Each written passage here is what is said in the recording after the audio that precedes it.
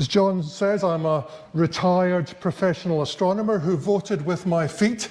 After a life-changing event, I moved to New Zealand because of the dark skies.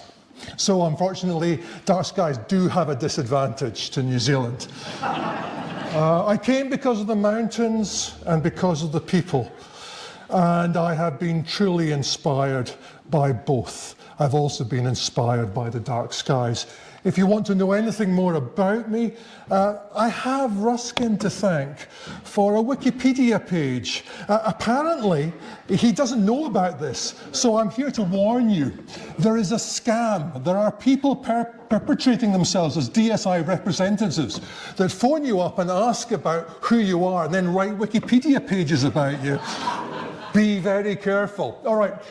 I mentioned inspirational people, and I actually want to single out, I want to first talk about two people, and they're both in the audience today. So this is my way of saying thank you. Thank you for making my life in New Zealand so wonderful.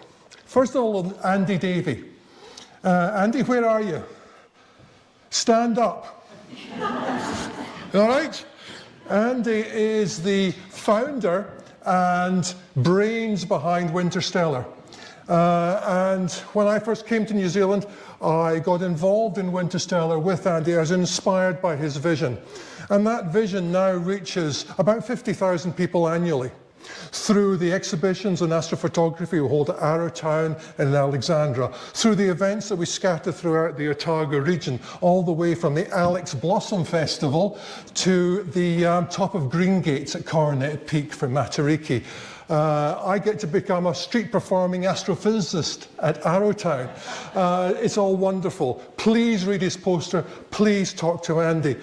Winterstellar is actually moving into a really interesting area now. Increasingly, we're finding having got the credibility around doing this stuff, and frankly, we're just copying other people's good ideas, not least the wonderful work that's been done in here in Iraqi Mackenzie. We have an increasing role in dark skies through the application development. Andy's working with the Central Otago District Council to develop a dark sky application for that. In park management, the Kawarau-Gibbston Dark Sky Park is now being managed by Winterstellar. And also in support for IDS, for International Dark Sky Place aspirants. Again, my observation would be putting out a dark sky application is a daunting task, particularly for those people who are living in small communities where the dark skies are. We touched on this in Ruskin's brilliant summary, and the option of turning it away from the individual heroes, the bottom-up process, into a more top-down process, I would strongly support, because it's becoming increasingly challenged to get small groups to work. And in that small group area was the other person, the inspirational person. I'm going to get them to stand up as well. Where's Leslie Van Gelder? Stand up, Leslie, you get the same treatment. Leslie leads the Tahuna Glenorchy Dark Sky proposal, and you'll not find someone with a greater strategic nous of local government and broader national government than Leslie.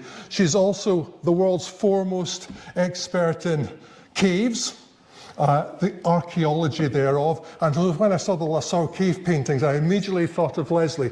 Fantastic, talk to her. So that's a little bit about Winterstellar Charitable Trust, but what you really came to hear me talk about was the Kawarau-Gibbston Dark Sky Park. The salmon-coloured area is the Kawarau-Gibbston Dark Sky Park, as approved in May 2024 of this year. It looks funny because it's entirely defined by boundaries in the district plan of the Queenstown Lakes District Council. Laid on top of it is the Falchi et al. Night sky brightness contours. And you can see how nicely it actually fits in between the light domes of Queenstown and Cromwell. The reason why it fits in between the light domes of Queenstown and Cromwell is its natural geographic shielding, because there's big bluffs at either end of it. In fact, the 250 residents, well actually really 150 residents and 109 homes, and I know where they all live and where their children go to school and what lights they put on at night. And after the dark sky application, I also know what they do at night, because most of them leave their curtains open in lit rooms and I can see right in. Here is And I said love of mountains, that's me on the top of Mount Rosa, looking down into Gibbston, not the Gibbston Valley. We'll come back to why it's not called the Gibbston Valley later on, because the Gibbston Valley is a registered trademark of a business. Yes, it's amazing. They now teach that in business schools about how not to allow businesses to claim geographic areas as a trademark. So that's what by day.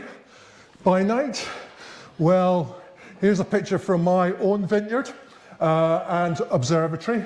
You can see the only source of light pollution is in fact my observatory and the red LED lights from the little Raspberry Pi controlling my camera.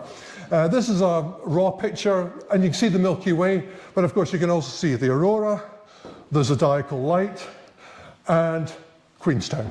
Queenstown is actually mercifully the lowest light level. Queenstown's there, zodiacal light is there, and well, I don't need to show you what the aurora is.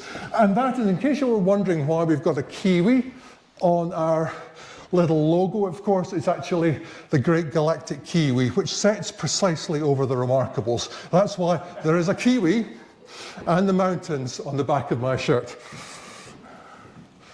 So the key facts. It's actually defined by the Gibbston Character Zone and the Gibbston Resort Zone. It's 20 square kilometres, 109 homes and businesses. Principal business is wine and bike tourism. Gibbston is one of the world's premier Pinot Noir regions. And it is the, thank you very much for that correction, it is the sky brightness, if you measure it through a sky quality meter, is 21.4 magnitudes per square arc second. Actually, through my telescope, when I get a proper sky measure, it's 21.7 magnitudes per square arc second. Essentially Bortle 2 class. Caveat, the SQM meter, they are dangerous to use because people untrained point them at the Milky Way. Two identical SQMs pointed at the same point of different versions give you 0.2 of a magnitude difference at least. So be careful with using these things. I don't know what else you can do. The authority is the Queenstown Lakes District Council. They are the people that make the rules, particularly for lighting protection. The manager is the Gibbston Community Association. The two are linked by an MOU. And the Gibbston Community Association contract the work of managing the park, thank you very much, to Winterstellar Charitable Trust, which is us. For public lighting, we're 100% compliant because there are only 2 street lights and 1 road info sign. Private, we have a 60% sign up to the voluntary tiered programme. We do a tiered programme so there's not a high barrier for entry. The programme goes Blanc, Gris and Noir. Yeah, you can see where the theme is coming from. Just put Pinot in front of that, and I'm not saying we're obsessed with wine, but we're pretty close. And the protection, the population, the geography, the usage, policy in the district plan. And look at this for a policy. The direction of lights do not cause glare to other properties, roads, public spaces, or degrade views of the night sky. Thank you. Yeah, and that is largely due to some very imaginative and forward-thinking public servants in QLDC in 2016. Wonderful opportunities. We're very close to an international airport.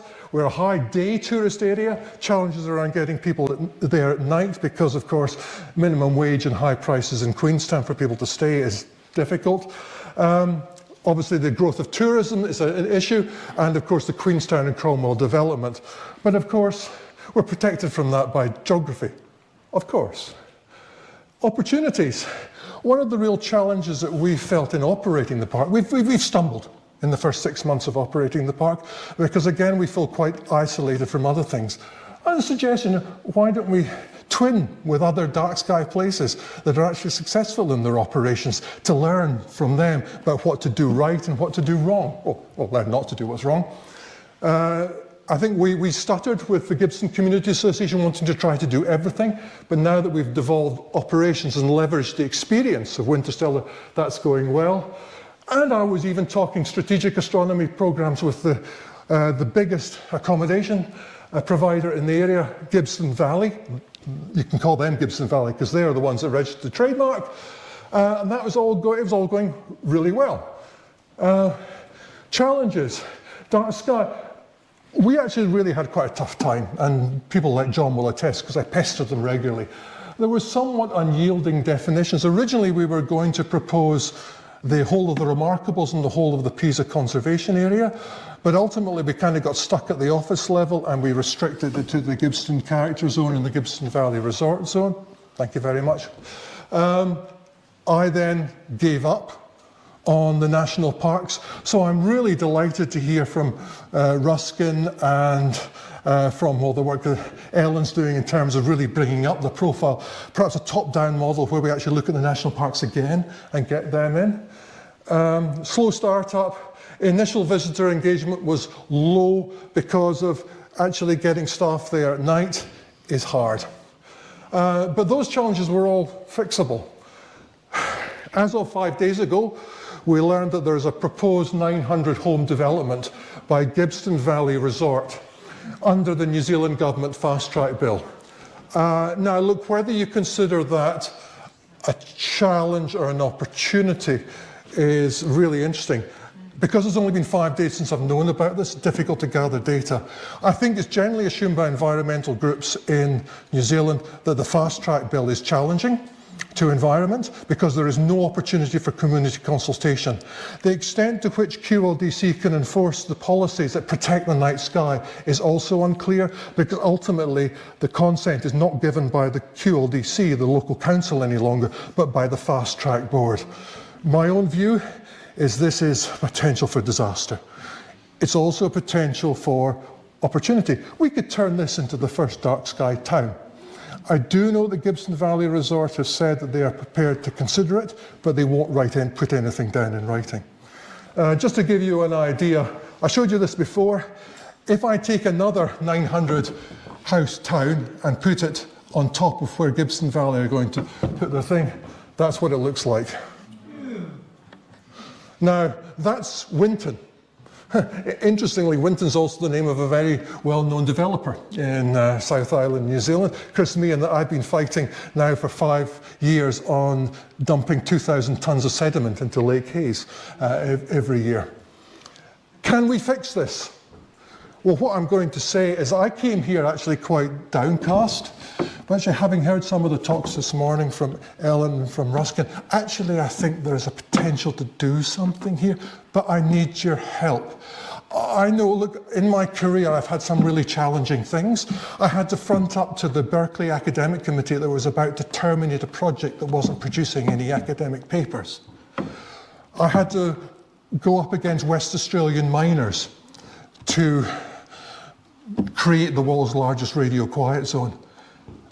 In both those cases, I was told I had no hope. In one case, we discovered the accelerating universe and dark energy. And the other case, we built the square kilometre array. So it's possible. But good things are only possible if you do them together. And I'm really appealing to you here. What you've already told me is wonderful. I want to hear more, and please come up and tell me how I can use creative and innovative solutions, lighting solutions, to help address this issue. And for anybody who does, there is a bottle of my dark sky Pinot Noir.